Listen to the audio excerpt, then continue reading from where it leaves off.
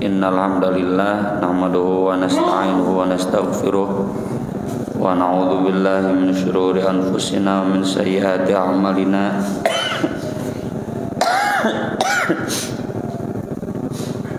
Man yahdihillahu fala mudilla lahu wa man yudlil fala hadiyalah. Asyhadu an la ilaha illallah wahdahu la syarikalah wa asyhadu anna Muhammadan abduhu wa rasuluh sallallahu wasallam alaihi wa ala alihi wa sahbihi wa man tabi'ahum bi ihsan, amma ba'd.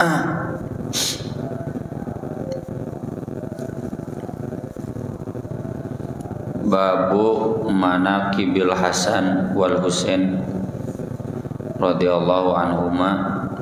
Manaqib atau biografi Hasan dan Husain, cucu Nabi sallallahu alaihi wasallam, dari putrinya Fatimah radhiyallahu anha. Hasan dan Husain ini usianya terpaut 11 bulan. Kalau Hasan lahir bulan Ramadan tahun 3 Hijriah pas momentum perang Uhud. Kalau Husain lahir bulan Sa'ban tahun 4 Hijriah. Jadi atau jejeg merenya 12 bulan lah Ramadan ke Sa'ban. Hasan meninggal dunia di Madinah diracun tahun 50 Hijriah. Tahun 50 Hijriah ini sudah masuk pemerintahan dinasti Umayyah. Sementara Husain meninggal dunia di Kufah, di Karbala pada hari Asyura tahun 61 Hijriah. Ini terkenal Asyura untuk memperingati terbunuhnya Husain. Ini menunjukkan orang-orang jahat di era salaf itu sudah di luar batas. Di kita saja orang jahat teu nepikeun ka membunuh Habib mah ya, ini kan Habib ya, keturunan Nabi, atau membunuh pejabat tinggi negara ya. Aya nu ditusuk teh geuninnya tapi dah cager deui ya nama. Kemudian ya paling bukan berarti merendahkan ya, tapi justru mengapresiasi nakes kita di Papua ya, yang diserangnya tidak sampai pejabat tinggi. Tapi ini bayangkan generasi awal dulu penjahat-penjahatnya sampai berani meracun Hasan dan kemudian membunuh Husain. Dan mereka yang membunuhnya orang-orang Islam yang beda pilihan politik antara siapa yang harus menjadi khalifah. Di zaman Hasan itu beliau menyerahkan kepemimpinan politik kepada Muawiyah. Tapi dinasti Umayyah itu ya, ini jauh sebelum Nabi diutus. Dinasti Umayyah keturunan Bani Umayyah dan Bani Hashim ini memang saling berebut pengaruh kepemimpinan di Makkah ya. Jadi bentrokna teh geus di zaman jahiliyah ini ya, saingan antara kalau kita sekuler dan kelompok Islam. Jadi kalau kemarin misalkan polarisasinya kamarinya ayeuna mah teu Prabowo jeung Jokowi ya, Prabowo barisan hejo, Jokowi barisan beureum, aya nu hejo tapi nu muka beureuman. Itu dari dulunya begitu, sebelum zaman kemerdekaan ya. Pak Nasir ya dengan kubu Soekarno itu selalu berdebat, berdialektika, bertarung gitu. Bertarung gagasan, bertarung ide, bahkan bertarung fisik ya di zaman PKI itu. Cenah beda pengalaman. Nah, raskapun bapak ge Pak kumaha baheula jan PKI udah budak keneh. Jadi kalau orang tua yang sekarang usia kebanyakan sudah wafat itu menceritakan ya kayak Ustaz Atang rahimahullah bagaimana pertarungannya siap jeung bedogna yang PKI. Nah itu sejak sebelum kemerdekaan sudah terjadi ya antara Budi Utomo dengan Serikat Islam, antara Ki Hajar Dewantoro jeung Muhammadiyah. Itu geus silih siku gitu. Nah ini juga sama dinasti Umayyah, Bani Umayyah dengan Bani Hashim yang kemudian kejahilan ini muncul kembali sesudah zaman Ali bin Abi Thalib. Kan kepemimpinan khalifah itu sesudah Ali itu di Madinah membaiat Hasan putranya, tapi di Suriah Bani Umayyah membaiat Muawiyah ya. Dan Hasan kemudian menyerahkan kepemimpinan khalifah kepada Muawiyah. Tapi dendam dari penjahat-penjahat politiknya itu masih ada sampai meracun Hasan. Dan memang keturunan Nabi atau Ahlul Bait ini dianggap sebagai potensi lawan politik terbesar. Persis sama dengan keturunan Soekarno di zaman Pak Harto. Mata ditutup rapat bahkan dizolimi ya. Yang saya tahu. Jadi keturunan Nabi di zaman Umayyah itu ditindas. Kenapa? Karena berpotensi untuk menggulingkan kekuasaan Umayyah. Baik Hasan ataupun Husain itu jadi sasaran kekerasan politik ya. Dan inilah yang menjadi penjelas kenapa sampai muncul Syiah. Syiah itu fanatiknya, arti asal Syiah itu kelompok fanatik kepada Ali dan keturunannya karena memang di luar batas kewajaran.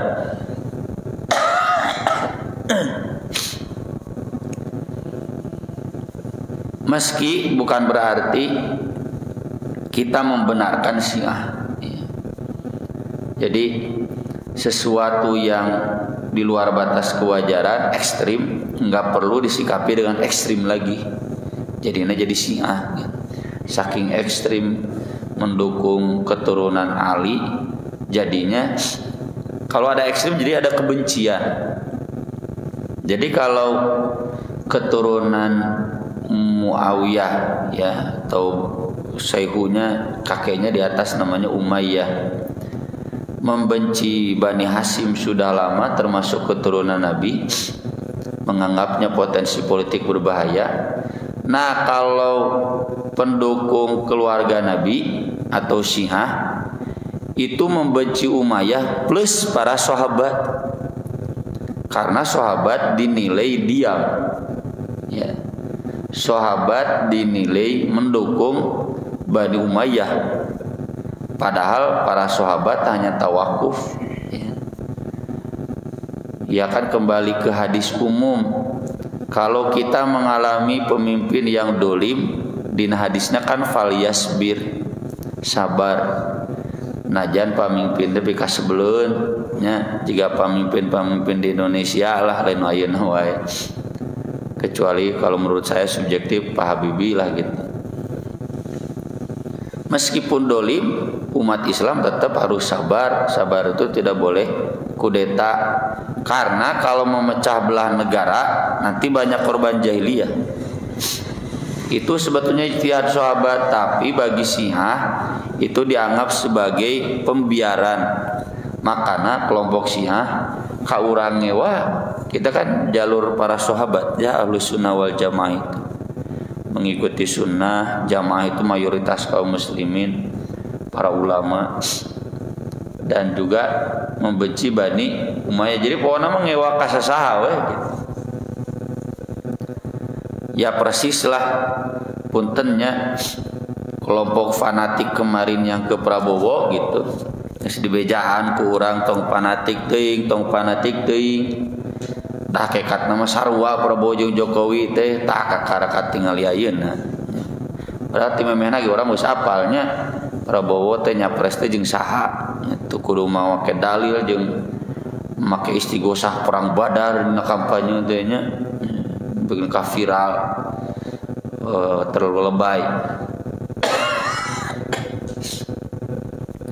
Akibatnya kan jadi bentrokan sesama umat Islam.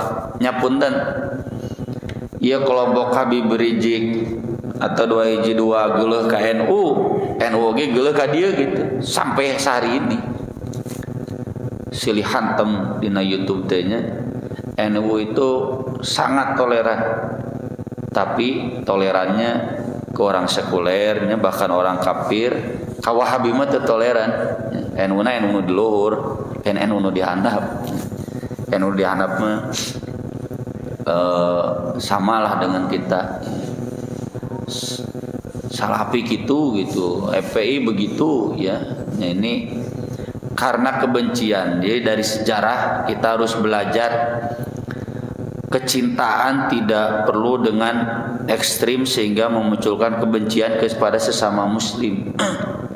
Inilah yang terjadi saat itu. Jadi Umayyah duka ngewa pisan ke keluarga Nabi teh. Demikian juga kelompok yang mencintai keluarga Nabi jadi ngewa pisan ka Umayyah, demikian juga ka para sahabat secara umum. Dan jadilah seperti sekarang Syiah ya, teu akur we jeung urang teh gitu. Menganggap kita komplotan yang lain. Naudzubillah min dalik ya, kalau yang kemarin berada di barisan Prabowo teu akur jeung punten ya kubu NU nepikeun ka hari kiamat. Wah, ini bencana besar ya. Butuh sesosok seperti Nabi Muhammad yang bisa menyatukan Aus dan Khazraj. Itu kan peperangan itu 100-an tahun. Sosok Nabi Muhammad mampu menyatukan, menghilangkan dendam-dendam masa lalu ya. Nah, kita juga demikian. Ini apalagi Husain ya, yang sampai mohon maaf dipenggal kepalanya, dibawa kepada penguasa Kufah saat itu. Beberapa hadis yang ditulis oleh Imam Bukhari di sini. Yang pertama, kata Uqbah bin Al-Haris, aku pernah melihat Abu Bakar menggendong Ngais Hasan, tentu ketika masih kecil. Lalu kata Abu Bakar, bi abi sabihun bin Nabi laisa sabihun bi Ali. Cek Abu Bakar teh, sumpah cenah ya demi Allah, mirip dengan Nabi enggak mirip dengan Ali cenah gitu.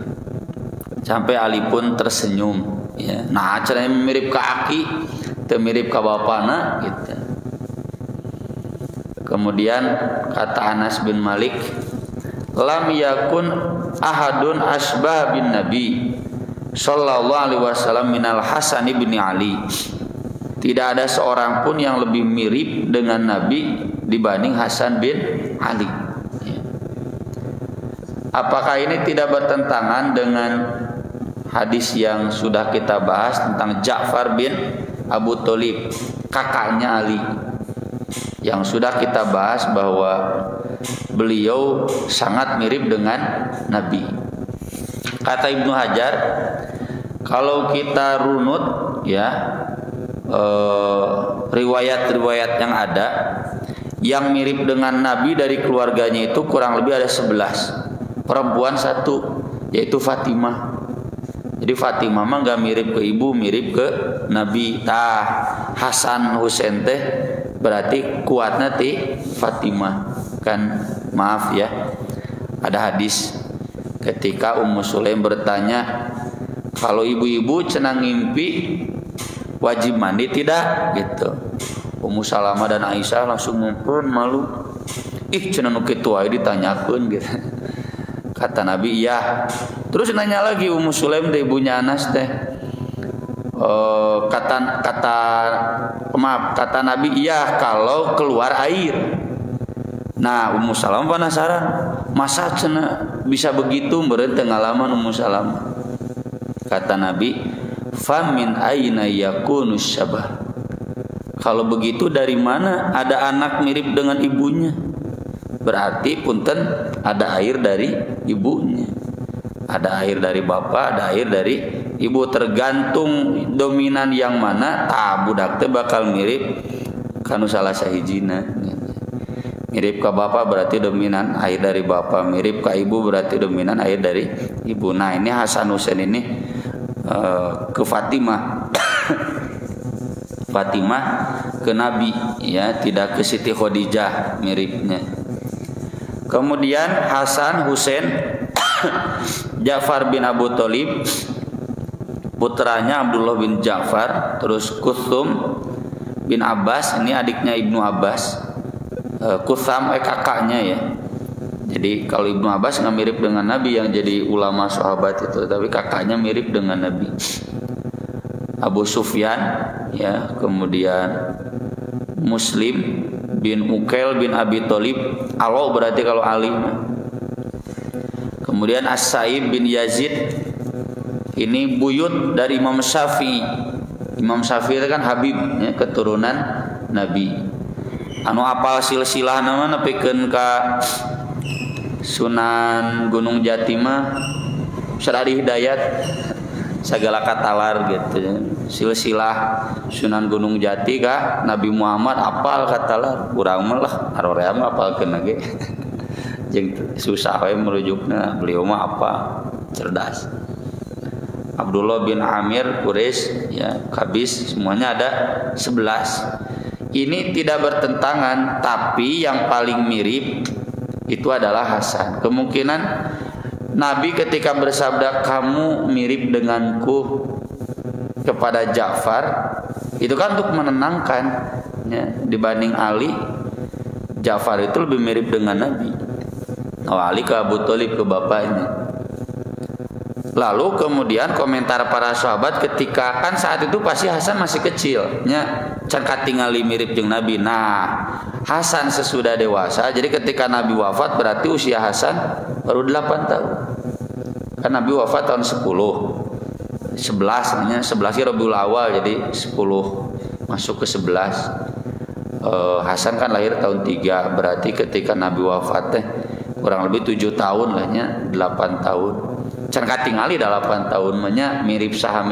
Nah, udah gede baru dibanding Ja'far, kan Ja'far sudah wafat tahun 8 ketika perang Mu'tah melawan Romawi.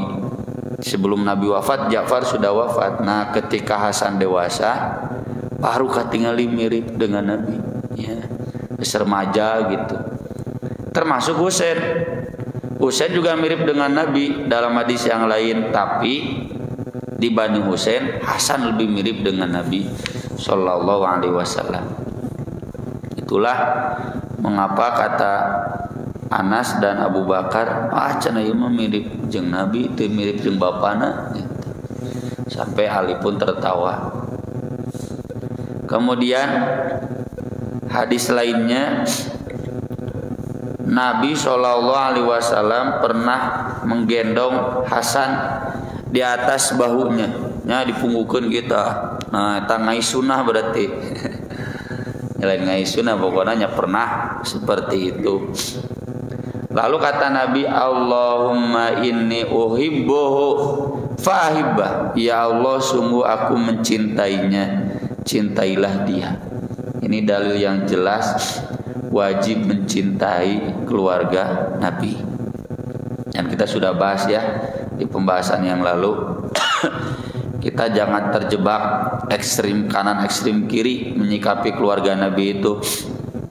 Ekstrim kanan punten mencintai keluarga Nabi secara berlebihan sampai menilai bahwa mereka lebih berhak dirujuk agamanya dibanding ulama-ulama Sunda, ulama-ulama Jawa gitu.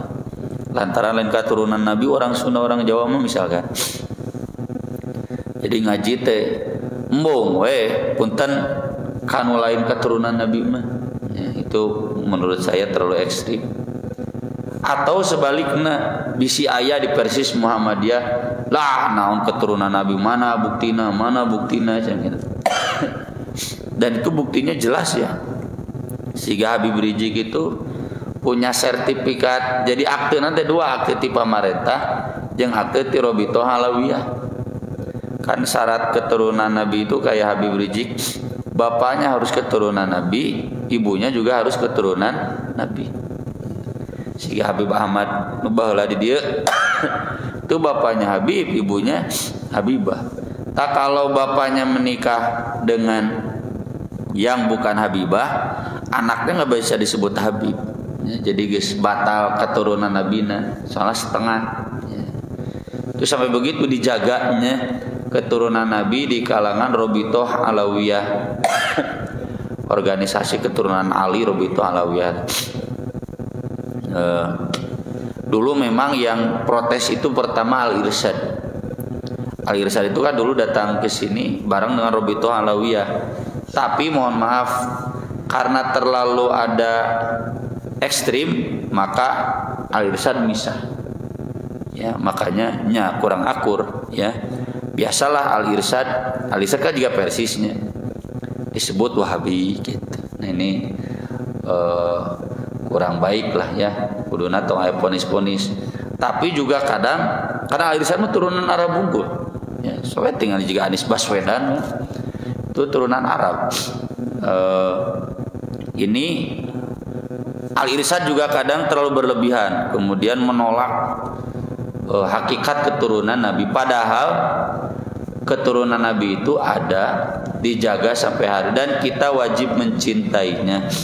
Mencintainya berarti kita kan baca dalam setiap sholawat wa ala alih ya, Allahumma sholli ala Muhammad wa ala ali Muhammad. Itu bukti cinta kita kepada mereka. Kita juga menghargai, menghormati ya. Talamun Pak Prabowo betul ya, mencintai keluarga Nabi, kudu nanti dibela sebisa mungkin. Cing atau kasus sepele tong sok digede-gedekeun gitu. Kasus gede diletik-letikeun gitu di urang. Hanya karena perbedaan ijtihad politik. Nah, kita juga harus berjuang harusnya. Ya. Meskinya ada geus asup politik kadinya mah ya. Keur mah sarwana deui ya. Khusus eta mah. Nah itu jadi kecintaan itu ada hormat ya. Ya kumaha we cinta ada respek, tidak kemudian menjadi kultus. Dalam riwayat lain pernah ya Nabi menggendong Usamah dan Hasan dua gitu. Dan Nabi mujak badag. Allahumma inni uhibbuhuma fahibbahuma. Ya Allah, aku mencintai keduanya. Cintailah mereka. Ini jadi dalil bahwa kita harus mencintai keluarga Nabi. Kemudian hadis berikutnya dari Abu Bakrah, aku pernah mendengar Nabi SAW ceramah di atas mimbar. Berarti ya ceramah resminya di atas mimbar. Wal Hasan ila janbihi, Hasan digigireun ya, biasalah budak sok ngilu gitu. Yang diais ku akina. Yaduru ilan nasi marrotan wa ilaihi marrotan. Nabi itu ketika ceramah lihat jamaah sekali, lihat cucunya sekali gitu. Lalu berkata, ibni hada sayyid, anakku ini, maksudnya tentu cucu, kan cucu teh anaknya adalah sayyid. Sayyid itu tokoh yang akan dijadikan rujukan, dimintai pertanyaan, dimintai memenuhi kebutuhan ya, sayyid tuan membahasa orang. Wala'alla Allah an yusliha bihi baina fi'ataini minal muslimin, dan semoga Allah, atau kalau Allah semoga pasti Allah akan mendamaikan dua kelompok besar dari kaum muslimin melalui anakku ini. Dan itu terbukti dalam sejarah yang tadi kita bahas ya, ketika Ali dan Muawiyah terlibat perang. Yang salah Muawiyah karena Muawiyah statusnya sebagai pemberontak ya. Ayeuna naon istilah nanti nya di Papua teh ya, pemberontak teh. Nah itu, tapi kan kemudian di masa perundingan itu Ali malah terbunuh ya, lalu ke Hasan kontrang dewa. Nah tapi ternyata Al Hasan mengumumkan kepada semua, saya merelakan jabatan khalifah ini untuk Muawiyah. Tidaknya mah damai, nggak ada perang-perang lagi. Sampai nanti kemudian di masa berikutnya, di masa Husain ya. Nah ini berarti menunjukkan ketokohan Al Hasan. Sekaligus ini yang sering dijadikan dalil oleh saudara-saudara kita dari mazhab Syafi'i, keharusan menyebut sayyidina karena Nabi bersabda sayyid ya. Keturunan Nabi itu sayyid. Sayyid itu dulu saya nggak pernah baca istilah Habibah, dulu sayyid sayyidah. Sayyidi itu disingkat jadi sidi, sayyidati itu disingkat jadi siti. Siti itu singkatan tina sayyidati. Ayana di Melayu di Upin-Ipin ayah siti nya. Di kita di Arab nama nggak ada. Sok membaca hadis an Siti Fatimah nggak ada, an Siti Aisyah nangku orang diterjemah an Aisyah katampi ti Siti Aisyah menteu make Siti teh sate para rubuh. Ari Ali mah teh Sidi Ali. Jadi Sayyidi itu jadi Sidi. Aya dina lagu saat no turunan Arab teh Sidi Muhammad amin qalbi habibin nabi Sidi. Sidi teh Sayyidi. Kalau cucunya saja disebut Sayyid apalagi Nabi gitu. Kalau keturunannya saja disebut Sayyid mengapa Nabi tidak? Makanya sebagai adab termasuk Ibnu Hajar selalu menyebut Nabi itu enggak langsung Nabi qala sayyiduna gitu. Nabi sallallahu alaihi wasallam. Memang di kita kadang da cenah Nabi Muhammad mah lain sayyiduna saja tapi sayyidul anam, sayyidul alam, sayyid semua makhluk. Nyakeun bae atuh da teu salah nyebut sayyidina ge. Cuma karena kita menemukan dalam hadis, dalam riwayat enggak ada. Enggak ada orang maca hadis. Qala sayyiduna nabi itunya sahabat atau rawi. Ini kan hadis Sahih Bukhari ti rawi-rawi 200 tahun sesudah Nabi. Imam Bukhari itu kan wafatnya tahun 254 Hijriah. Henteu Imam Bukhari dia nyebut qala sayyiduna nabi gitu. Jadi kalau sampai disebutkan adab yang harus, yang wajib, ya saya pribadi kurang sependapat. Ngan mun menilai ini mah ingin saja penghormatannya mangga gitu. Tidak sampai menjadikan keharusan. Ya, jadi mun sholawat Allahumma sholli ala sayyidina Muhammad mun teu make sayyidina teh cenah salah teu sopan. Nah itu menurut saya punten kurang sependapat, terlalu berlebihan ya. Jadi atau saya ada para sahabat, para ulama dulu tidak demikian. Cuma kalau menyebut dalam keseharian sayyidina nyamang wae nya siga urang lah. Ka Pak Ustad, Pak Kiai ya. Zaman Nabi nggak ada Pak Kiai Abu Bakar ya. Dari Ustad Umar ya. Pan kesana teh sopan we an aliin dari Ali itu an Ustad ya, Ali gitu. Katampi ti Ustad Zubair bin Awwam di Kiai Abdullah bin Abbas langsung saja nama. Seperti itulah. sampai wajib atau ditekankan tidak, tapi kalaupun kita menolak secara membabi buta juga terlalu berlebihan. Mubahlah, biasa-biasa saja. Sehingga orang ageroan ustad, kiai, ajengan. Kemudian terkait terbunuhnya Husain yang sampai dipenggal kepalanya. Ini karena ketika Muawiyah mengangkat Yazid, padahal Hasan meminta agar sesudah Muawiyah beres jadi khalifah itu nggak dikasihkan ke keturunannya, tapi kembalikan ke musyawarah kaum muslimin. Hasan saat itu sudah wafat kan, diracun. Muawiyah malah dikeyazidkan ke putranya. Nah, pendukung Hasan ini terutama yang ada di Kufah ya, karena Ali kan ibu kotanya di Kufah di Irak, itu nggak sependapat.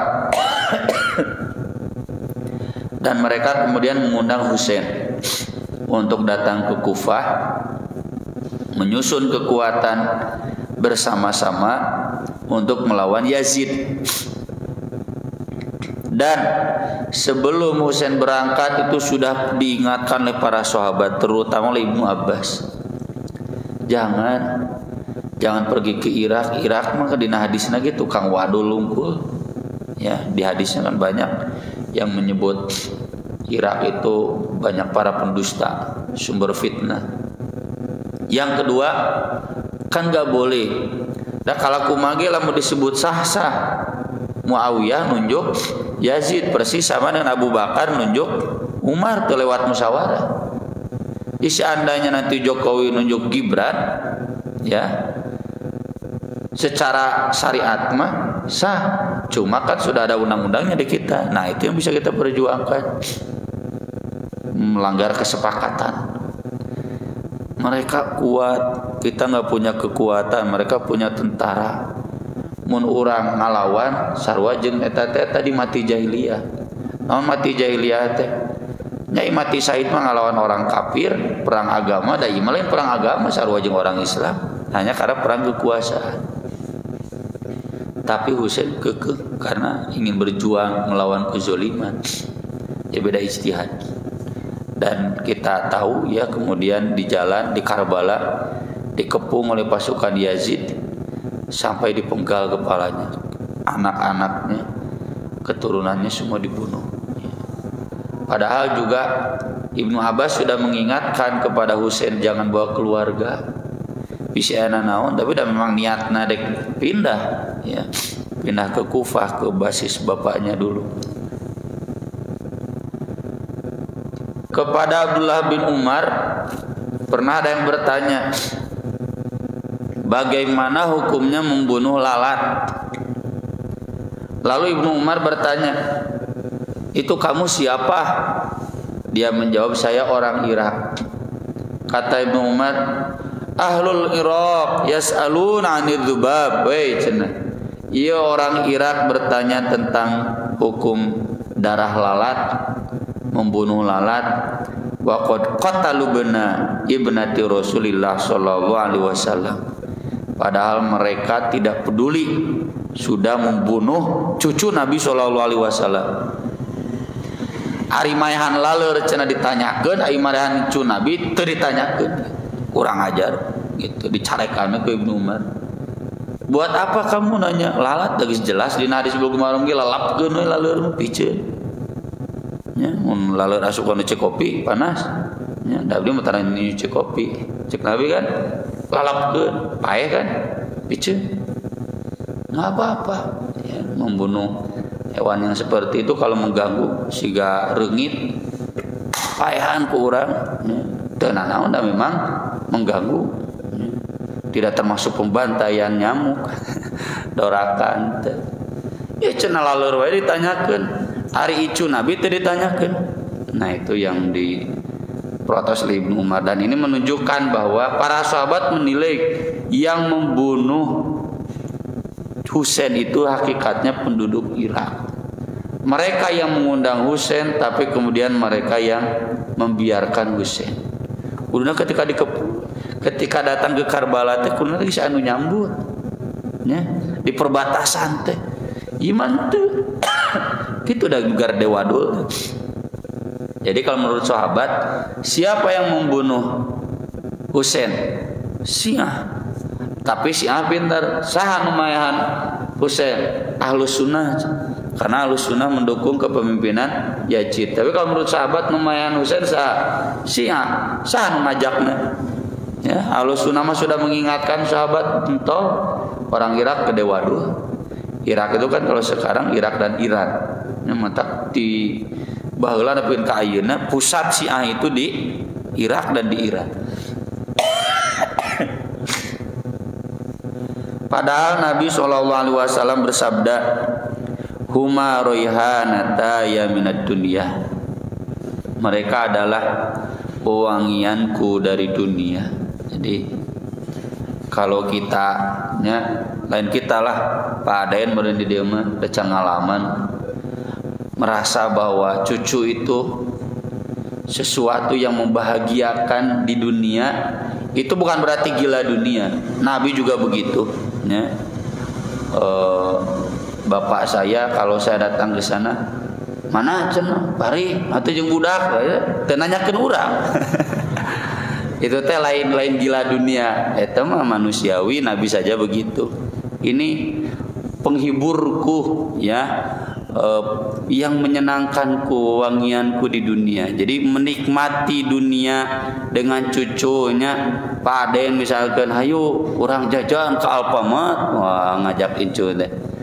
Saya dapat dengar ti supir nya cenah, jangnya abdi cenah balik ka imam mau 100.000. Pentaku inung budak mah mana cenah? Allah, da maksudnya cenah ieu loba bayareun. Datang incu aki jajan beak cenah 100.000 teh cenah. Jadi teu ngarasa lebar cenah jang incu. Nah, yang seperti itu tidak salah, Nabi pun merasakan demikian. Kemudian terakhir ini disebutkan oleh Anas bin Malik ketika dibawa kepala Husain di wadahan ke hadapan Ubaidullah bin Ziyad. Ini gubernur Kufah yang ditunjuk oleh Yazid yang ditugaskan mengeksekusi Husain. Tapi sebetulnya Yazid tidak menugaskan membunuh sampai memenggal. Kata Yazid, tangkap, karena mereka termasuk para perusuh. Cuma nya geus seder teh nya kalepasan teh emosi teh jika orang dek demo damai. Nyai mancing-mancing mah jadi nafsu kan gitu. Terjadilah pembantaian itu sampai dipenggal kepalanya. Kemudian Ubaidullah itu pakai tongkat ya, digitu-gitu ke kepalanya, ke matanya. Lalu kata Anas bin Malik, jangan begitu. Lihatlah yang paling mirip dengan Rasulullah Shallallahu Alaihi Wasallam ini, lihat wajahnya. Maksudnya kesieun mani gitu. Itu sarua jeung mayahan Rasulullah. Gitu. Ini yang tadi kita jelaskan ya, berarti bukan bertentangan. Cek ieu Hasan mirip Rasul, cek ieu Husain ya, karena beda usia. Husain sudah wafat karena Hasan sudah wafat, Husain masih ada. Tapi yang paling mirip adalah Hasan. Nah, ini menunjukkan bahwa para sahabat sangat tidak menyetujui pembunuhan Husain atau terbunuhnya Husain. Para sahabat protes, termasuk memprotes penguasanya. Jadi kalau Syiah hari ini selalu menuding bahwa Husain itu dibunuh oleh Ahlus Sunnah, itu bohong. Justru yang terjadi kata sahabat lumayan Husain teh Syiah, orang Irak, orang Iran. Karena mereka lah yang memancing dan menipu Husain sampai kemudian terbantai di Karbala. Cekaplahnya aku qouli hadza wa astaghfirullah li wa lakum subhanakallahumma bihamdik asyhadu an la ilaha illa anta astaghfiruka wa atubu ilaik. Wassalatu wassalamu ala Rasulillah. Wassalamualaikum warahmatullahi wabarakatuh.